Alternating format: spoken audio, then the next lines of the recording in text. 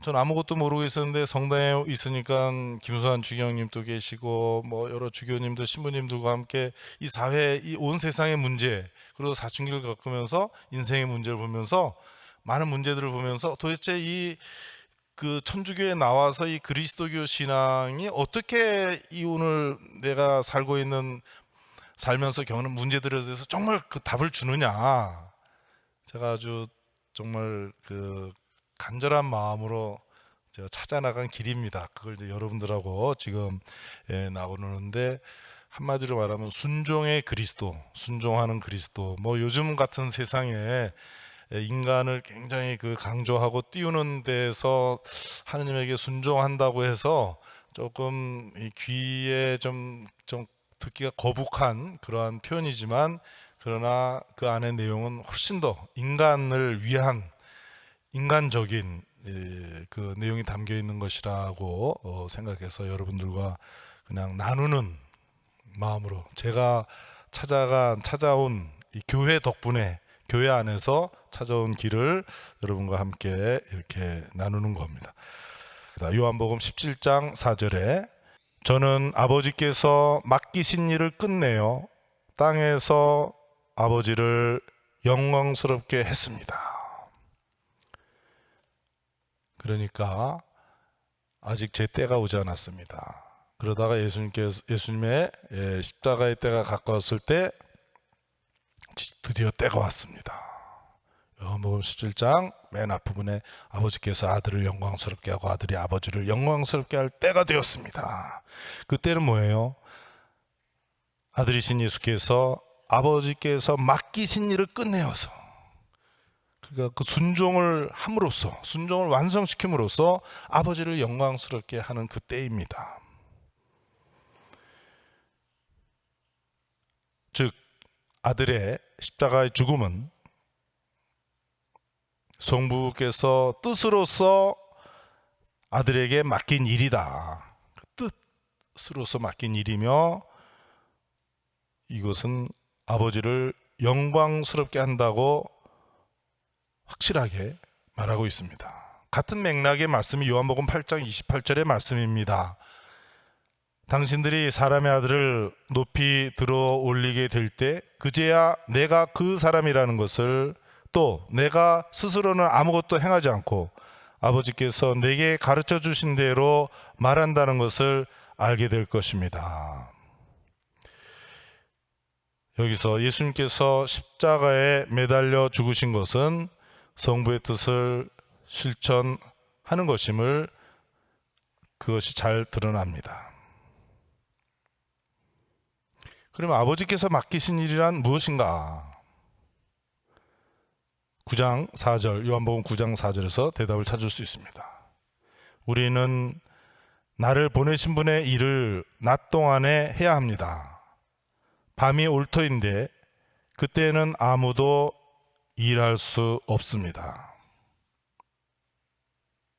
이처럼 나를 보내신 분의 일을 해야 한다고 말씀하신 예수님께서, 지금 요한복음 9장입니다. 그 태어날 때부터 그 소경, 장님 이야기인데, 예수님께서는 즉시 장님을 치유합니다. 나를 보내신 분의 일을 해야 합니다. 낮 동안 내가 일을 해야 합니다. 그리고 장님을 치유해 주셨습니다. 그러니까 아버지께서 맡기신 일, 아버지의 뜻은 뭐냐? 인간 구원이다. 달리 얘기하면 인간 해방이다. 죽음의 쇠사슬에 묶여있는 인간을 풀어주는 것이다. 그 세 가지의 그 충돌에서 다 모든 인간의 고통을 표현하고 있는데, 거기에서 인간은 구출되는 것이다. 앞에서 우리가 요한복음 6장 38절에서 40절 그곳에서 보았듯이 하느님 아버지의 뜻과 하느님 아버지의 일은 동일합니다. 뭐예요? 인간 구원, 인간 해방입니다. 그리고 그 인간 구원의 완성은 지금 우리가 듣고 있는 요한복음 17장 4절, 저는 아버지께서 맡기신 일을 끝내어 땅에서 아버지를 영광스럽게 했습니다. 이 말씀에서 예고하듯이 십자가에서 그 완성이 이루어집니다. 요한복음 19장 28절에서 30절로 넘어가 봅시다.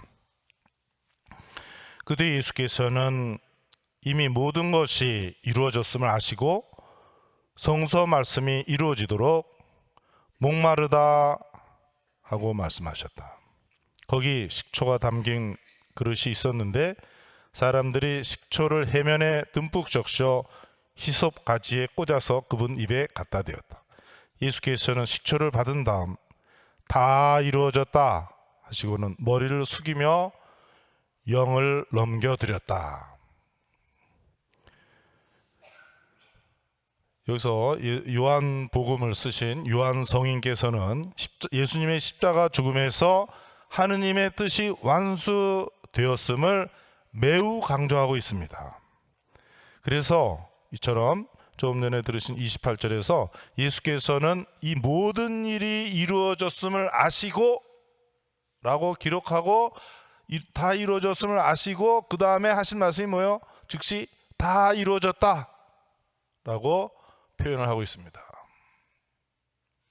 위에서 보았듯이 조금 전에 보았던 것처럼 요한복음 17장 4절에서 아버지께서 맡기신 일을 끝내어 아버지께서 맡기신 일을 완수했다 라고 완전히 똑같은 표현을 반복하고 있는 것입니다. 이 일은 아버지께서 맡기신 일입니다. 아버지 하나님께서 당신 아드님을 파견하여서 세상에서 그 아들의 희생으로서 인간 구원을 하는 것이, 이것이 바로 아버지의 일이라는 것이 드러나는 겁니다. 십자가에 매달린 예수가 누구라고요? 하나님의 아들이다. 그러나 이것은 또한 하나님 아버지의 일이라는 겁니다. 이 일의 완수를 위해서 아드님은 충실하게 아버지께 순종하였습니다. 바로 하나님 아버지의 일이 여기서 이렇게 이루어지고 있는 것이다. 아주 빛나게, 아주 웅장하게 이렇게 표현하고 있습니다. 순종하는 이 예수님의 모습은 허리에 수건을 두르고 제자들의 발을 닦아주던 종의 모습입니다. 허리에 수건을 두르고, 그 당시에 종들, 노예들이 하는 모습이에요. 하느님께서 인간 앞에 무릎을 꿇고 종의 모습으로, 그러니까 완성된 종의 모습, 그 모습을 아들인 예수께서는 십자가의 죽음에서 이렇게 드러내고 있는 겁니다. 그리고 예수 그리스도께서는 하느님 아버지 손에 자신을 전적으로 내맡긴 인간으로 사셨고, 십자가의 절정인 자신의 죽음에서 자기 자신을 온전히 선물로 내놓았습니다. 그러니까 저는 항상 그 창세기 3장 5절의 말씀, 그 원죄의 그 장면을 항상 염두에 두고 그걸 놓고 이 예수님의 우리 구원하시는 것을 잘 보고 있어야 된다. 맡기는 게 아니죠. 내가 하나님처럼 되자 말이야. 부모님 제끼고 내가 부모처럼 살아보자 말 안 듣고 하는 것처럼 그렇게 하는 것이 아니라 하나님 아버지 손에, 하나님 손에 인간이, 새로운 인간이 나타나서 온전히 자기를 내맡기는 거예요. 바로 여기에 인간의 구원과 비구원의 갈림길이 있는 것이다 하는 겁니다.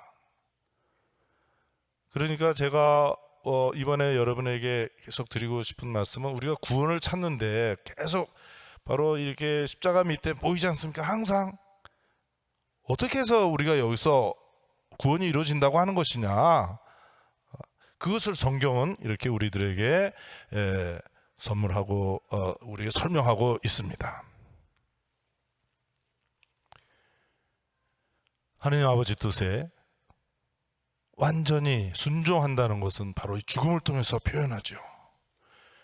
그러나 이 순종을 통해서 예수님은 자기 자신을 완전히 선물로 내어놓는 것이죠. 자기 자신을 선물로 선사하는 겁니다. 하느님 아버지께 선사하고 오늘 우리들에게 선사합니다.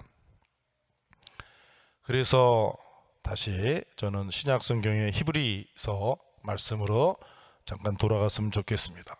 히브리서 5장 8절 9절에 이와 같은 말씀이 있습니다. 그분은 아드님이 있지만 고난을 겪음으로써 복종을 배우셨고 완전하게 된 후에 당신께 복종하는 모든 이에게 영원한 구원의 원천이 되셨으며 하느님으로부터 멜키세덱의 본을 따라 대사제로 임명되셨습니다. 이 히브리서 5장의 말씀처럼 하느님의 아들인 예수님의 순종이 모든 사람의 구원의 원천이라는 것입니다. 그리고 이분이 유일한 대사제입니다. 하느님과 인간을 회복시켜주고 하느님과 인간 사이에 다리를 놔주는 그분은 이 세상에 다른 분은 없다. 유일한 대사제 바로 예수 그리스도입니다. 그리고 나서 이제 조금 전에도 우리가 봤듯이 예수님께서 다 이루어졌다 하시고는 머리를 숙이며 영을 넘겨드렸다고 합니다. 영을 넘겨드렸다. 이 말씀 어떻게 봐야 되느냐?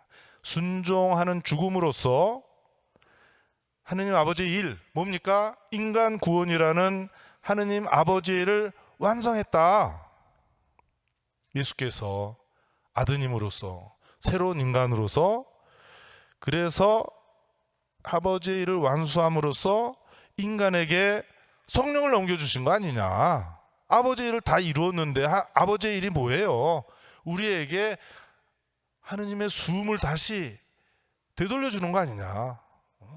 물에 빠진 놈이 죽었네? 그래 인공호흡서 다시 살아나잖아요. 그런 것처럼 하느님의 숨으로 우리가 다시 살아나기 시작한 거 아니냐.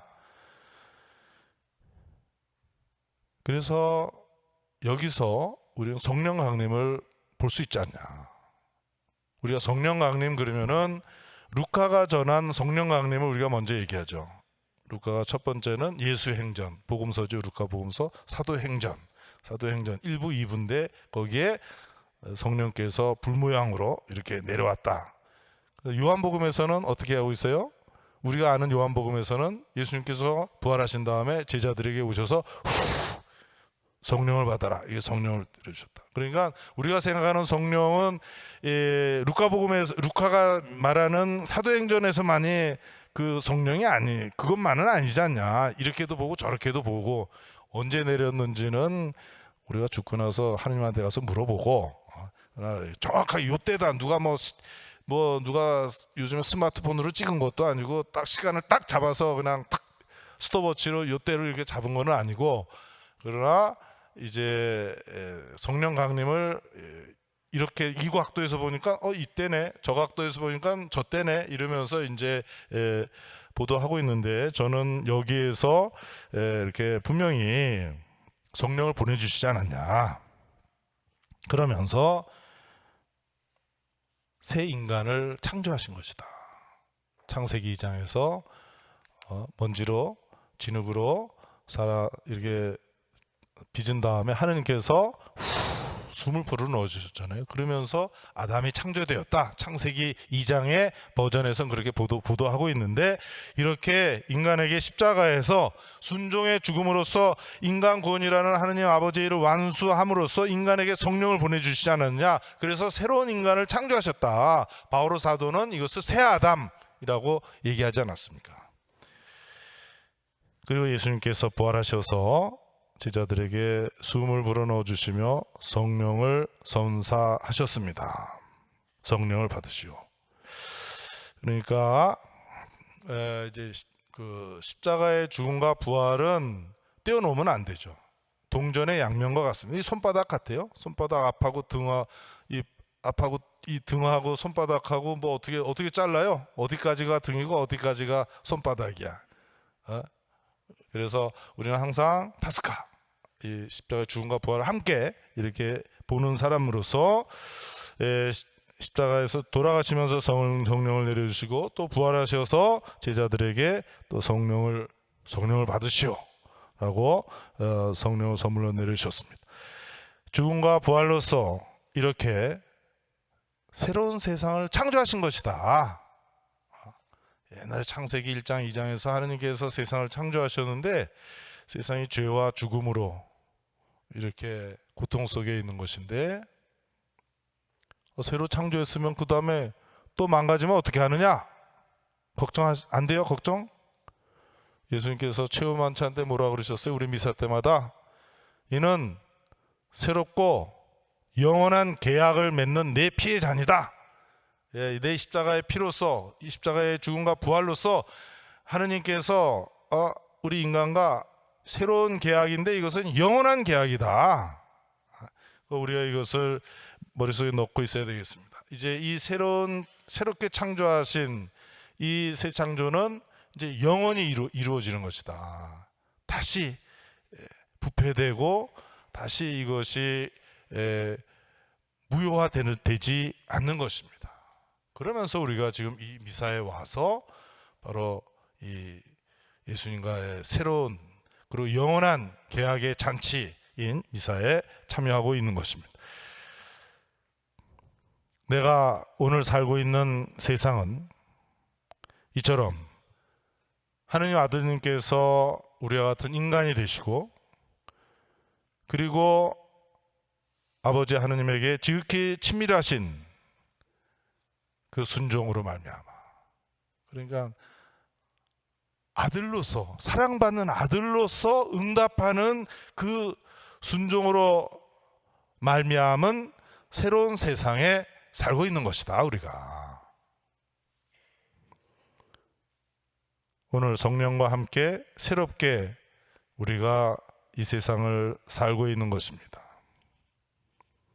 이것은 우리가 하느님 아버지에 대한 친밀함, 그러니까 하느님 아버지에 대해서 우리가 자녀로서 아빠 하고 불러야 되겠어요. 저만 해도 사실 우리 아버지한테 아빠라고 해본 적이 사실 없어요. 성당 와서 신학 배우면서 성경 보니까 아빠, 그래서 기도하면서 아빠 아직 안 나옵니다. 그런데 사실 하느님을 향해서 아버지 쉽게 나와요? 안 나와요? 솔직히 말해서 그것도 쉽지 않아요. 성당에 들어와서 마음속으로 정말 하느님 아버지 부르는데 그게 쉽지 않습니다. 성당에 예비자들 와가지고 하느님 아버지 한번 불러봐, 안 돼요. 영세하는 데까지 얼마나 걸려요. 그냥 따라서 해봐. 하늘에 계신 우리 아버지 그거 해도 마음속으로는 그게 쉽게 되지 않습니다. 바오로 사도 뭐라 그러셨어요? 우리가 성령에 힘입어 하느님을 아빠 아버지라고 부릅니다. 그래서 기도할 때 항상 성령께서 오셔야 된다. 성령께서 우리 마음의 문 앞에서 우리 문을 두들고 계시니까 문을 열고 오십시오. 좀 멀리인데 오십시오가 아니에요. 다 와서 우리를 기다리고 계시는데 문 열고 어서 오십시오 하는 뜻이 이렇게 오십시오. 그래서 성령의 힘으로 우리가 하느님의 아들, 딸 된 자로서 하느님께 아빠, 아버지라고 이렇게 부를 수 있습니다. 그러니까 예수님께서 먼저 그 모범을 우리에게 보여주셨습니다. 그리고 우리도 그처럼 하느님을 아빠, 아버지라고 불러라 기도할 때 가르쳐 주시지 않았습니까? 그리고 우리도 이제 자녀다운 마음으로 창세기 3장 5절에서 그 아담이 하느님 아버지의 뜻을 거슬러서 나도 하느님처럼 돼보자 하던 그러한 불순명의 자세가 아니라 우리도 하느님께 대한 순종으로서 이제 우리도 다른 사람들을 이 새로운 창조, 새로운 세계로 초대해 모아드려야 되겠습니다. 사람들에 대한 성실함, 하느님의 자비의 해를 우리가 지내고 있습니다. 우리가 성서에서 보듯이 또 신약 성서에서도 물론 보듯이 하느님은 변함이 없으세요. 성실하시다 이거예요. 영원하신 분, 변함이 없이 성실하십니다. 우리가 죄를 지어도 그래도 사랑하시는 분이에요. 그 성실함으로 우리를 당신과 영원한 새로운 계약에 불러 모아 주셨는데 우리도 다른 사람들에 대해서 성실하게 나가야 된다. 잘 안 되죠? 우리 힘으로 안 돼요. 하느님의 은총을 청하는 거죠. 하나님의 축복을 청하는 거예요. 하나님 우리에게 축복을 주십시오. 나도 내 부인에게, 내 남편에게 성실한 사람이 될 수 있겠습니다. 내 자식에게 성실한 사람이 될 수 있겠습니다. 우리 부모님이 나이 들어서 거추장스럽게 느껴지더라도 그래도 나는 성실하게 부모님에게 효도하고 사랑해야 되겠습니다. 내가 잘해주는 놈한테도 잘해주지만 잘해주지 못하는 사람에게도 내가 변함없이 사랑하겠습니다. 내가 마음에 안 드는 사람한테도 마음에 드는 사람과 마찬가지로 변함없이 사랑할 수 있도록 그 필요한 은총과 축복을 우리에게 내려주십시오. 그러면 나도 편안하고 우리 가정도 편안하고 우리 사회도 편안하고 이 세상도 편안해지지 않겠습니까? 그렇게 우리도 성실함으로 말미암아 흩어진 하느님 백성을 하느님 중심으로 모아드리는 일에 우리도 참여해야 되는 겁니다. 콩가루 집안이 어떤지 알죠? 뭐 아무리 잘 되면 뭐예요? 자식들 다 흩어지고 다 옆에서 손가락질 하잖아요. 그러니까 하느님께서는 모두를 다 아들, 딸로 불러주시면서 그래서 다 아빠, 아버지로 나서시면서 모든 사람을, 그러니까 저도 여기서 지금 이거 하고 있지 않습니까? 모든 사람을 맞이하고 사랑하고 구원하시려고 하기 때문에 저도 와 있고 여러분도 와 있는 거 아니에요. 그러니까 이 무상의 구원의 잔치에 우리가 어떻게 다른 사람들을 안 데려올 수 있겠냐? 이거보다 더 가치 있고 의미 있는 일이 무엇이 있겠습니까? 예수님께서 숨을 거두실 때 마지막 하신 말씀이에요. 예수님의 이 세상에서 마지막 하신 말씀, 다 이루어졌다. 곧 하느님의 뜻을 다 이루었다. 당신의 순종으로서. 여기에 저는 인간에 대한 하느님의 깊은 사랑이 담겨 있고 숨겨 있다고 생각합니다. 이미 제가 또 성경 말씀 인용하는 데서도 알려드렸습니다마는 인간에 대한 하나님의 지극한 사랑, 얼마나 사랑하면은, 예수님은 누구예요? 하느님 아들이시다. 하느님 아버지께서 우리에게 파견하신 아드님이시다. 근데 저 예수님은 우리와 똑같은 인간입니다. 인간은 죽어야 되는데 인간이니까 저분도 죽은 거예요. 그러니까 저 안에서 하느님이 인간이 되셨다. 얼마나 사랑하면은 하느님이 인간이 되기까지 하냐. 제가 예수님 항상 얘기하잖아요. 예수님이 성이 뭐예요? 대방동 신자들 달라요. 예수님의 성, 영어로 패밀리 네임은 주. 예수님의 이름이, 제 이름이 같은 숫자 돌림. 그러니까 바로 인간이다 말이에요. 우리와 똑같은 인간이다. 근데 저분이 누구라고요? 하느님의 아들이다. 하느님이시다. 하느님이 얼마나 인간을 사랑하면 인간이 됐느냐. 인간을 향한 하느님의 도없는 사랑, 세상에 대한 하느님의 지극한 사랑으로 말미암아 이처럼 하느님께서 인간이 되셨습니다. 다시 한번 인용하지만 요한복음 3장 16절, 하느님께서는 세상을 너무나 사랑하셔서, 이번 번역에 너무나 사랑하셔서라고 하셨어요. 당신의 아드님을 주기까지 하셨으니. 어디까지 주셨어요? 십자가의 죽음까지 내주신 거예요. 하느님의 사랑이 여기서 나타나는 겁니다. 성경 말씀하고 들으면서 보십시오. 십자가를 보면서 요한복음 3장 16절, 하느님 아버지께서 인간을 너무나 사랑하셔서 당신의 아들을 십자가의 죽음까지 내어주신 거예요. 그럴 때 하느님 아버지가 아픈 거는 아들보다 더 아프겠어요? 덜 아프겠어요? 더 아프겠어요? 더 아프죠. 그래, 이거예요. 사랑이기 때문에. 그래서 사람의 아들을 믿는 이마다 영원한 생명을 얻도록 하는 것입니다. 하느님의 아드님께서도 일생 동안 인간에 대한 사랑으로 제자들을 사랑하시고 또 당신이 만난 모든 사람들을 사랑하셨습니다. 하느님께서 인간을 사랑하는 표현, 이 집에 아들, 딸들, 조그만 애들은 내가 보면 이렇게 안아주고 그럴 건데 그 엄마 저런 젊은이들 내가 안으면은 이상하게 이제 보는 거 아닙니까? 그 하는 행동이 달라야죠. 표현이. 그럼 하느님의 인간을 그렇게 사랑하는 것을 어떤 식으로 사랑했습니까? 가난한 사람을 사랑하셨다. 그러니까 하나님은 가난한 사람이 되지 않았냐. 베틀레헴 마국간에 가장 낮은 자리에 한 가난한 사람으로 오셨다. 예수님 고향 어디예요? 나자렛. 거기 별 볼 일 없습니다. 가난한 동네에서 가난한 사람으로 살으셨어요. 인자는 머리 둘 곳조차 없다 그랬습니다. 돈과 아주 서가식하신 거예요. 그러면서 가난하게 사셨고, 그러면서 갈릴리 호숫가에서 복음 선포 활동할 때 99.999% 내가 정확하게 세봤어요. 99.999% 가난한 사람들을 상대로 활동하신 거예요. 그것이 바로, 그리고 돌아가실 때 저기는 뭐 이렇게 수건으로 가려져 있지만 수건도 안 가려져 있었다고. 사실은 아주 가난한 사람으로서 아주 창피하게 죽여버린 거예요. 그렇게 죽었습니다. 그 표현은 뭐냐? 하느님께서 인간을 사랑하는 표현입니다. 오늘 우리 교회가 또 다른 살아있는 그리스도가 되어서 하느님의 사랑을 표현하고 싶다면은 가난한 교회가 되어야 된다. 그래서 정말 가난한 사람을 사랑해야 된다. 그래서 결과가 하나 있어요.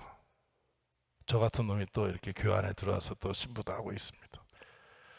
여러분 가운데 나도 그렇다고 하실 분들이 있을 거예요. 그런데 여기서 그칠 것이 아니라 어떻게 우리 사회가 그렇게 경제 발전시키려고 죽도록 희생해서 이렇게 부자 나라로 만들었는데 많은 사람들이 지금 가난하게 살아요. 그 가난한 사람들의 현실 안으로 돌아가야 된다. 바로 우리들의 현실 아니냐 그게. 우리 교회가 오늘의 이 현실 안에 들어가서 거기서 하나님의 사랑을 드러내야 되는 것이 아니냐. 이것을 최후 만찬 때 요한 성인은 명백하게 표현하였습니다. 요한복음 13장 1절에 예수님께서는 이 세상에서 아버지께로 건너가야 할 때가 온 것을 아시고 그동안 세상에서 사랑해온 당신 사람들을 끝까지 사랑하셨다. 끝까지 사랑하신 그 사랑으로 당신 자신을 남김없이 몽땅 인간에게 내어주신 겁니다. 그래서 이것은 여러분을 위해서 내어주는 내 몸입니다. 최후 만찬 때 하신 말씀. 오늘 우리가 미사 때 계속 우리가 그 말씀을 기억하죠. 그때 하신 말씀 그때만 끝난 건가요? 아니죠. 지금 또 우리에게 하시고 또 내일 또 우리 각자 제일 힘든 순간, 그 죽음의 순간에도 이는 너를 위하여 내주는 내 몸이다. 인간 구원에 대한 열망, 인간 해방에 대한 열망은 십자가에서 목마름으로 표현되었고 숨을 거둠으로써 그 인간 구원은 성취되었습니다. 다 이루어졌다. 아버지로부터 파견된 아들은 순종으로서 아버지 하느님의 일을 완수하였습니다. 그리고 이 파견은 오늘도 계속됩니다. 어떻게? 성령을 우리에게 보내주심으로써. 그러니까 성령께서 활동하고 계신 우리가 살고 있는 이 새로운 세상에서 하느님의 일을 우리가 지속하기 위해서는 우리의 스승이신 예수 그리스도의 파견에 참여해야 하겠습니다. 요한복음 20장 21절 부활하신 예수님께서 제자들에게 이르셨습니다. 평화가 너희와 함께. 아버지께서 나를 보내신 것처럼 나도 너희를 보낸다. 보냄받아서 뭐해요? 순종하는 삶을 살아가야 한다는 겁니다. 하느님 아버지의 뜻, 그것을 계속 식별하고, 그래서 그것을 식별하기 위해서 우리가 사는 그 삶의 현실을 눈을 부릅뜨고 바라보고, 이 성당에 온다고 우리가 사는 골치 아프고 힘든 일 그냥 다 잊어버리고 여기 무슨 마약 먹은 사람처럼 와가지고 허활거리고 앉아 있다는 게 아니라 우리 삶을 성당에서 더 뚜렷이 바라보고 하나님의 뜻이 무엇이냐. 그래서 하나님의 뜻을 우리 공동체가 함께 실현해 나가기 위해서 교회, 곧 십자가 밑에 있는 거 아니에요? 십자가 밑에 있는 교회 아니냐. 그리스도의 순종에 대해서 복음서를 잘 이해하지 않으면 그저 그리스도를 수동적인 존재로만 노예처럼 순종하는, 그렇게 예수님을 엄청나게 평가절하하고 맙니다. 순종한다는 것은 예수님께서 아들로서 아버지 하나님과 매우 친밀한 관계를 갖고 있는 것이고, 이 세상에 그 누구와도 비교할 수 없는 하느님 아버지의 유일한 아들로서, 독생 성자로서 아버지와 갖는 구체적인 관계 내용입니다. 순종함에 따라서 예수께서는 아들로서 아버지와 더욱 깊은 일치로 나아갔고, 더 큰 신뢰심으로 살아가는 가운데 십자가의 죽음도 기꺼이 받아들였습니다. 그러니까 우리가 예수님을 바라보면서 복음을 읽으면서 또 기도하면서 정말 얼마나 순종하면서 아들은 아버지와 깊이 일치하셨는가, 얼마나 큰 신뢰심을 가지셨는가, 저 십자가의 죽음에서마저도 신뢰심을 가지셨는가. 저는 그래서 저 그 신뢰심 조금이라도 좀 본받게 해주십시오. 그래서 죽을 때 저도 좀 그분 손에 좀 모든 걸 맡기고 좀 신뢰하면서 그 힘든 시간을 좀 맞이할 수 있게 해주십시오 라고 조금이라도 기도하는데요,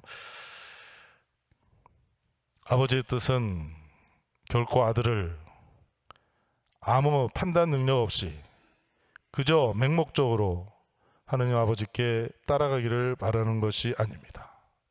하느님의 뜻은 인간 구원이고 인간 해방입니다. 그래서 구체적인 오늘의 우리의 삶에서 정의와 평화와 기쁨과 희망, 자유를 위한 하느님 아버지의 뜻을 찾아서 따르고 실천하고 사는 것을 하느님께서는 우리에게 원하십니다. 그러자면 하느님과의 친밀한 관계, 그분을 깊이 신뢰하는 것도 예수님으로부터 배워야 하겠습니다. 그러나 그것은 성령의 도움이 없이는 결코 불가능한 일입니다.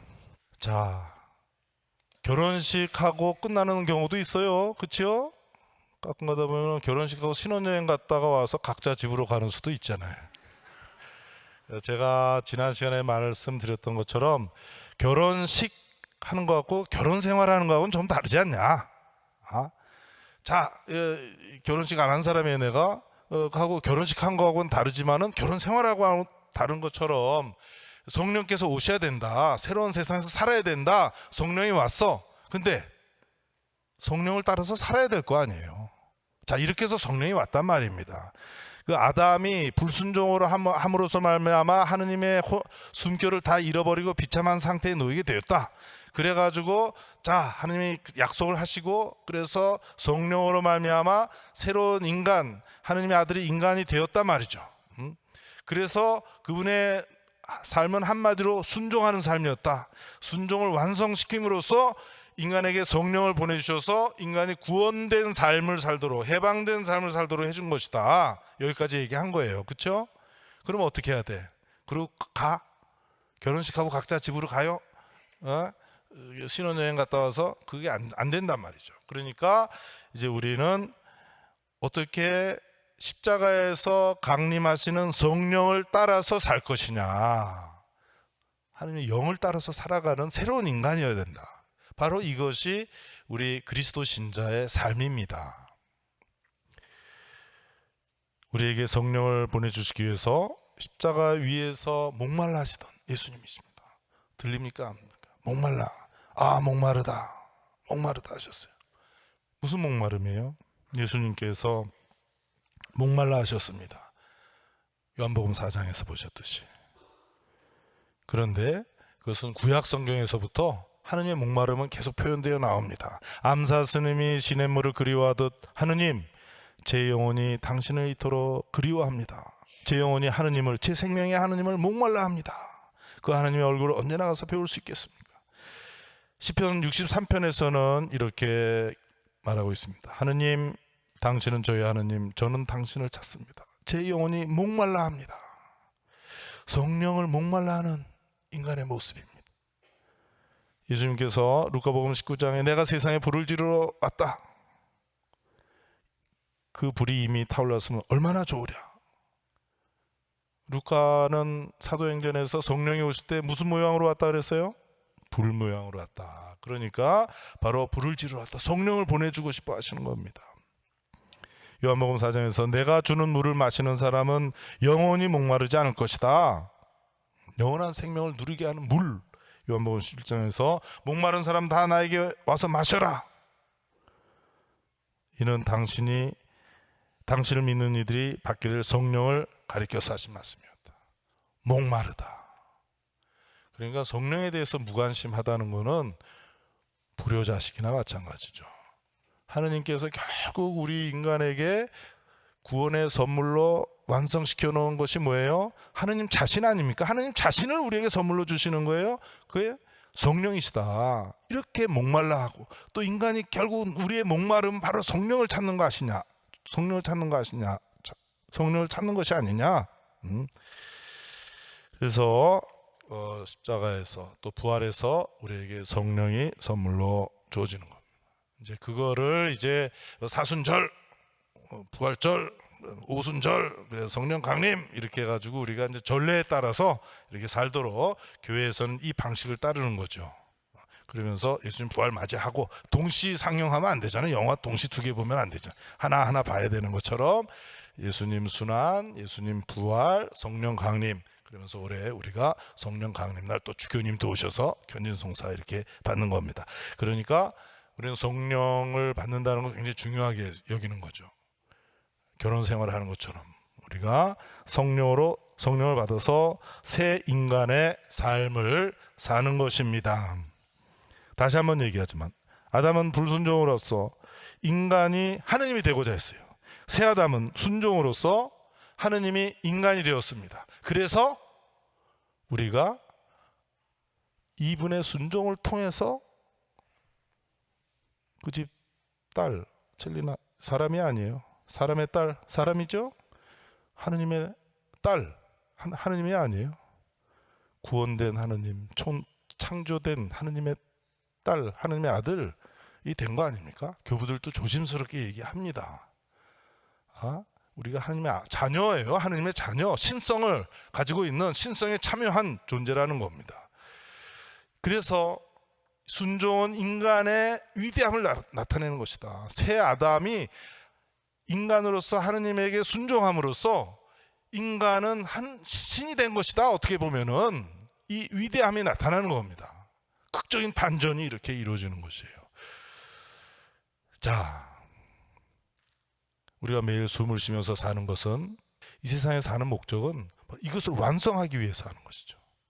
여기서 내가 성령에 왔는데 그냥 그래서 내가 멈췄으면 어떻게 돼요?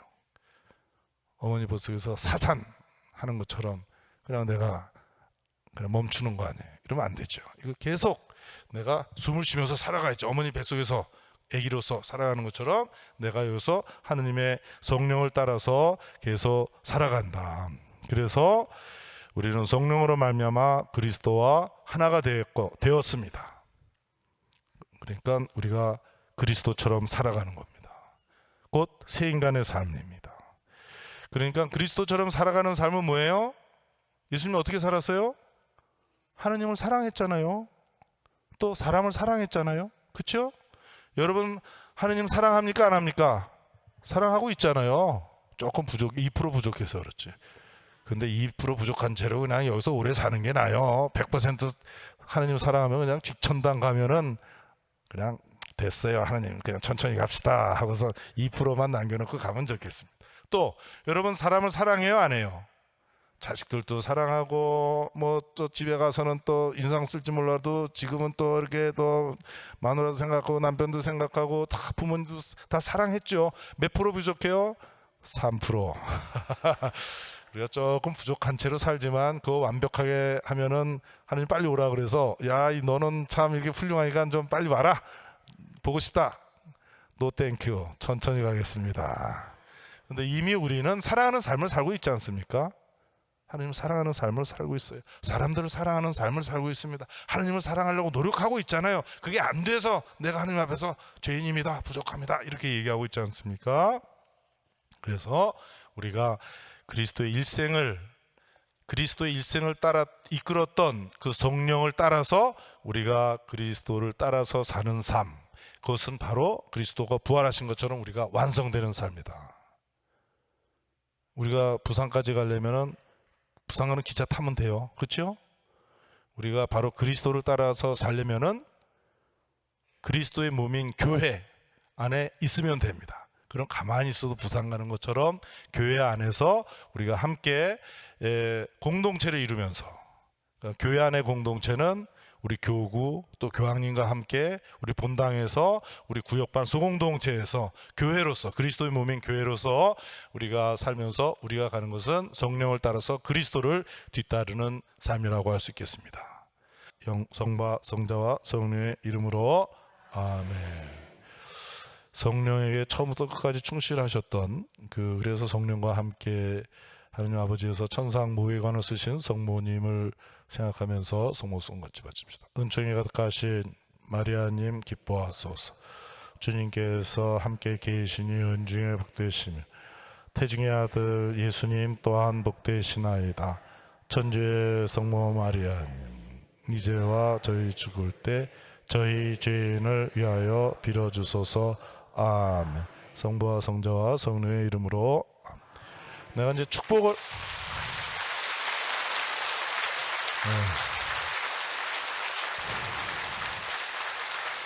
됐습니다. 제가 이제 박수 소리가 커가지고 축복을 전해드리겠습니다. 강복을 하는데 그런데 이왕 저하고 만나서 이렇게 얘기를 듣기 시작했으니까 이번에 견진성사 받기 위해서 특강 2번 있고 또 그동안에 못 받은 사람들 위해서 5월 달에 또 따로 특강 한번 하고 그 다음에 5월 15일 날 봤는데 14일 날 저녁에 와서 예절 연습이라 그랬는데 그건 꼭 와야 되지만 그때는 기도하면서 오시는 성령을 맞이하려고 그럽니다. 그러니까 견진성사와 관련되는 프로그램에 여러분들이 이렇게 참여하시면은 나쁘지 않을 겁니다. 아시겠죠?